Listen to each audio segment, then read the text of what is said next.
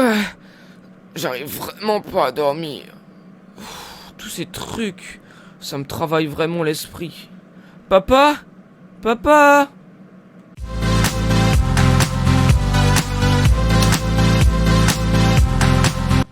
Eh mais tu es fou, tout le monde dort. Pourquoi est-ce que tu cries comme ça? Bah, en fait, tout ce que tu m'as raconté hier soir, ça me travaille vraiment l'esprit. Tu pourrais me raconter la suite, s'il te plaît, papa? Non mais t'as vu l'heure, il est minuit passé. Bon d'accord. Les hommes du Paléolithique ne savaient pas écrire, mais ils nous ont laissé des traces de leurs croyances. Comme les dessins dans les grottes? Oui, l'art des cavernes est fascinant et son étude suscite beaucoup de questions. Regarde l'emplacement de ces dessins dans les grottes. Il faut parfois parcourir des centaines de mètres pour les atteindre. Imagine ces hommes ou ces femmes qui parcouraient ces distances éclairées de torches. De toute évidence, la situation de ces dessins au plus profond de la Terre est un choix délibéré. On peut en déduire que les artistes n'ont pas cherché à faire de l'art pour de l'art, mais qu'ils avaient d'autres motivations. Il y avait aussi des femmes? On suppose souvent que ce sont des hommes qui ont été ces artistes, mais il y avait aussi peut-être des femmes, des enfants ou des personnes plus âgées. Ouais, enfin, l'accès serait quand même difficile aux enfants et aux personnes âgées. Tout dépend des motivations qui ont fait descendre nos ancêtres Homo sapiens dans les profondeurs. Mais du coup, quelles étaient leurs motivations? À toi de trouver. Personnellement, je pense que ces Homo sapiens ont expérimenté quelque chose qu'ils ont interprété.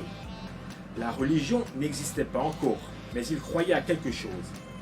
À cette époque, il n'est pas question de foi, mais d'expériences que l'on fait et que l'on interprète. Certains penseurs estiment que la croyance aux esprits et au monde invisible trouve son origine dans les rêves et les phénomènes de deuil, les maladies, les transes, l'utilisation de substances hallucinogènes, l'ignorance, la peur ou tout autre phénomène du subconscient. Les rêves, les maladies, les trans? Notre imaginaire peut faire apparaître les personnes décédées dans nos rêves. C'est une explication simpliste pour expliquer notre croyance aux esprits. De même que certaines maladies ou états de transe peuvent laisser croire que le malade est possédé par des forces invisibles qui ont pris possession de lui. Le monde essaye à tout prix de trouver une explication scientifique à nos croyances. Pour ma part, je pense que nos ancêtres croyaient aux esprits parce qu'ils ont fait l'expérience de leur présence. Ce que tu dis là, c'est difficile à prouver. Effectivement, je ne pourrais pas te donner de preuves, mais je te propose de t'immerger dans la vie de nos ancêtres et de plonger dans l'obscurité des grottes avec eux. Puis laisse ton imagination et ton esprit travailler assez longuement.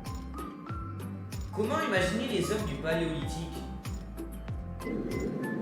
Ces hommes sont des hommes comme nous.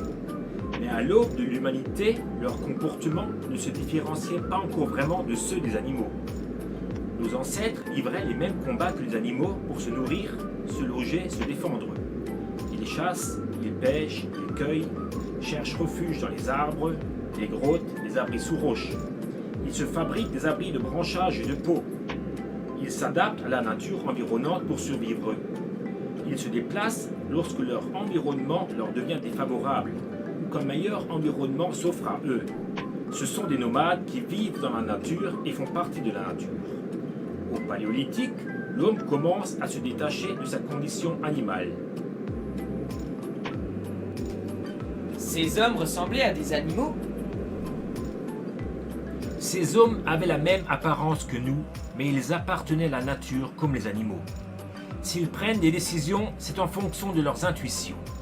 Ils vivent en clan et chacun doit veiller à la sécurité de ce clan. De jour comme de nuit, leurs sens sont en éveil.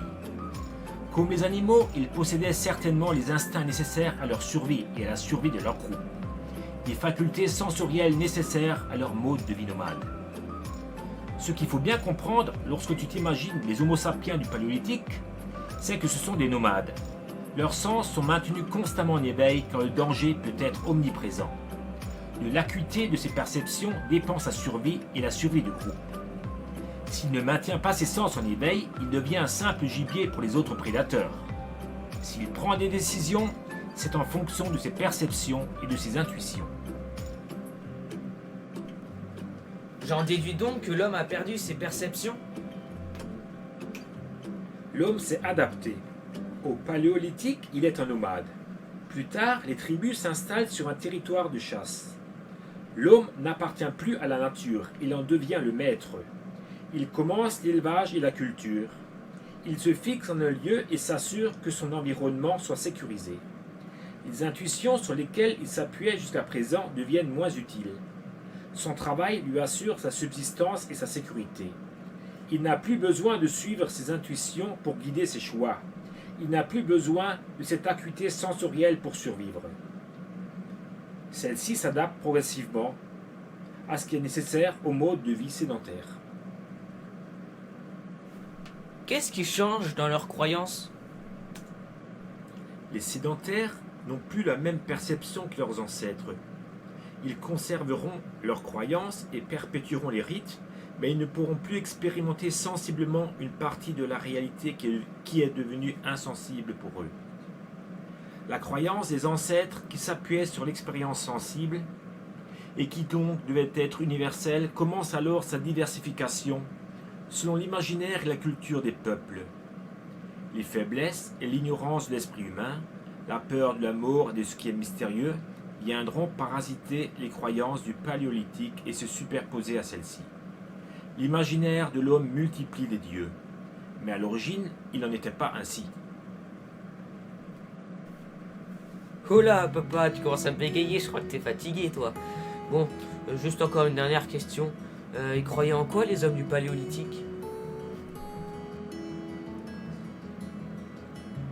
Immerge-toi avec eux dans les grottes et regarde ce que tu y vois. Et aussi observe ce que tu n'y vois pas. Tu en tireras tes propres conclusions. Et ne sors pas de la période du Paléolithique. Comment peut-on observer ce qu'on ne voit pas? Commence par y plonger. Observe dans le silence et la solitude ces dessins. Et reviens-y souvent et longuement. Bon allez, bonne nuit maintenant. Bonne nuit, papa.